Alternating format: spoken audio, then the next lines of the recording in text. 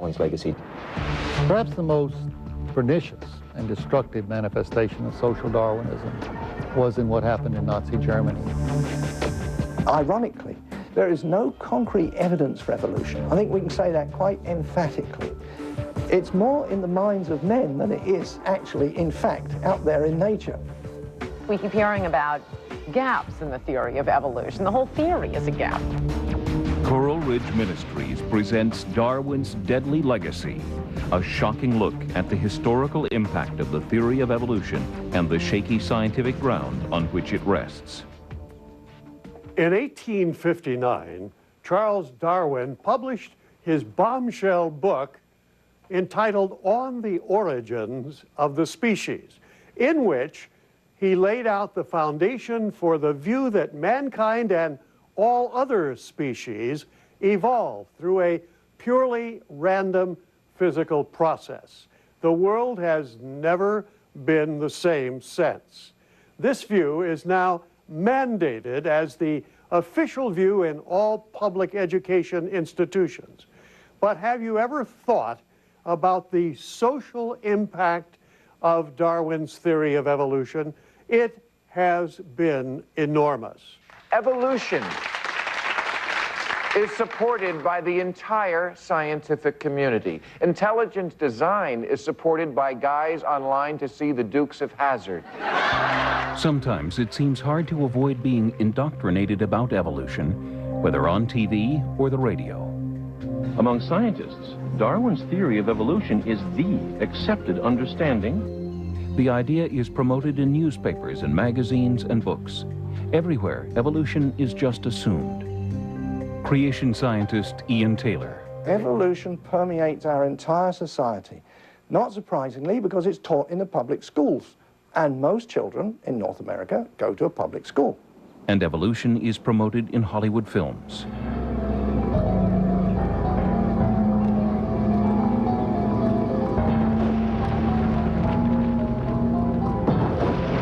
Darwinism is popular as a story because it allows atheists not to have to explain why we're here. Ann Coulter, author of the New York Times #1 book, Godless. There's no such thing as morality. There's no such thing as our consciousness of our mortality. We're about one step above a porpoise, although many of them seem to believe we're below a porpoise because we have nukes and we pollute and have hate crimes and don't recycle. So we are below a porpoise, but it's just a matter of, it's just random mutation in this bloody battle of survival, which exists no place in the fossil record.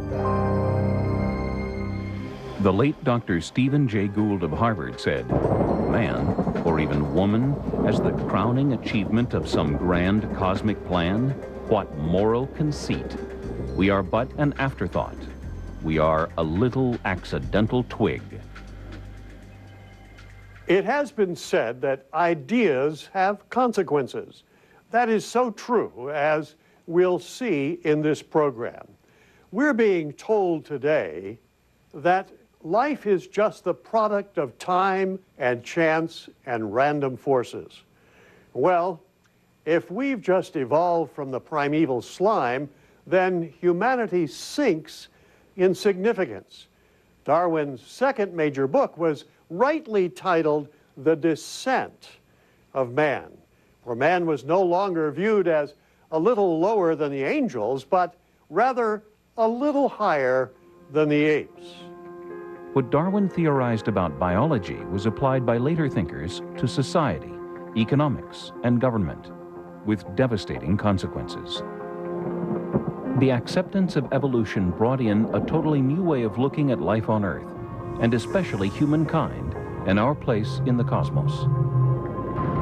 As evolution began to be accepted in intellectual circles, one of their own, British philosopher Herbert Spencer coined the phrase, survival of the fittest.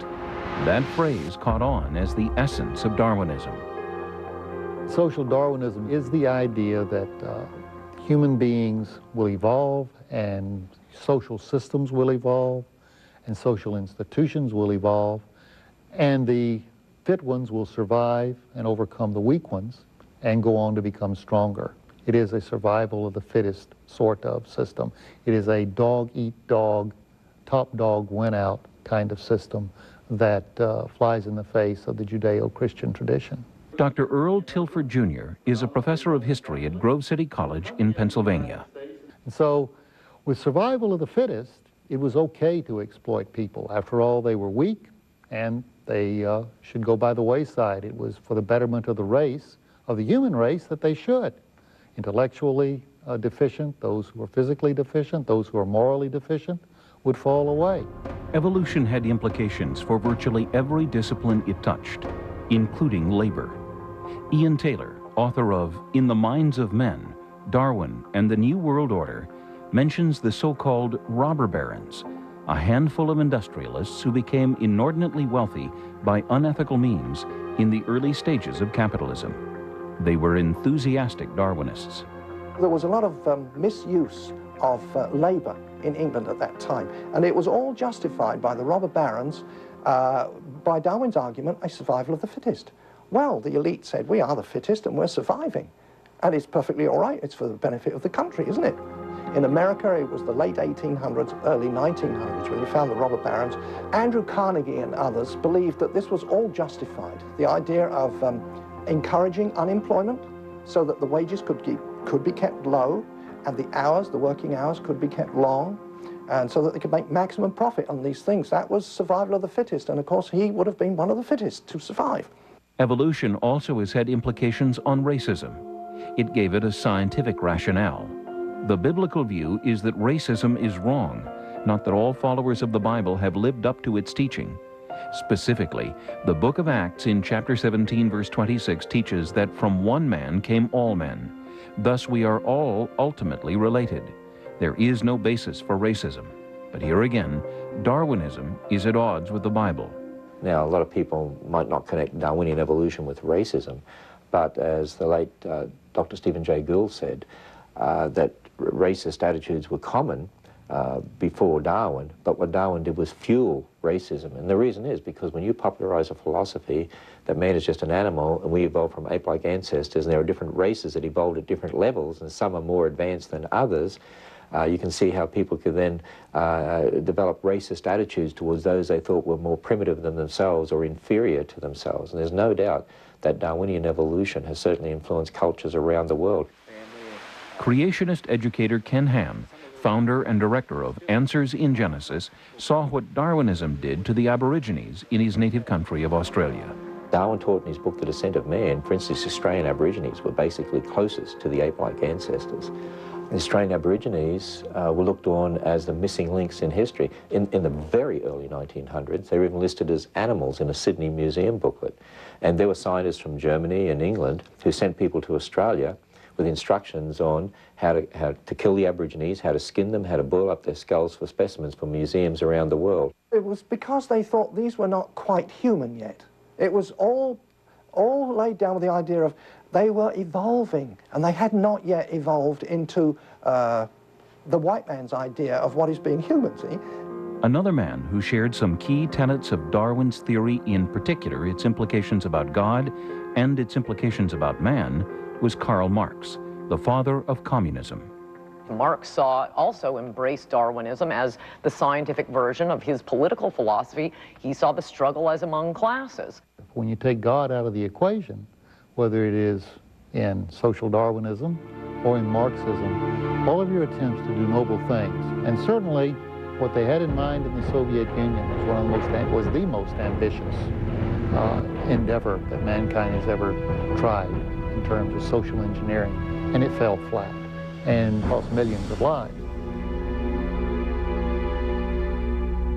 Because proponents of evolution believed that man was not made in the image of God, they felt free to remove those who got in the way of their social engineering.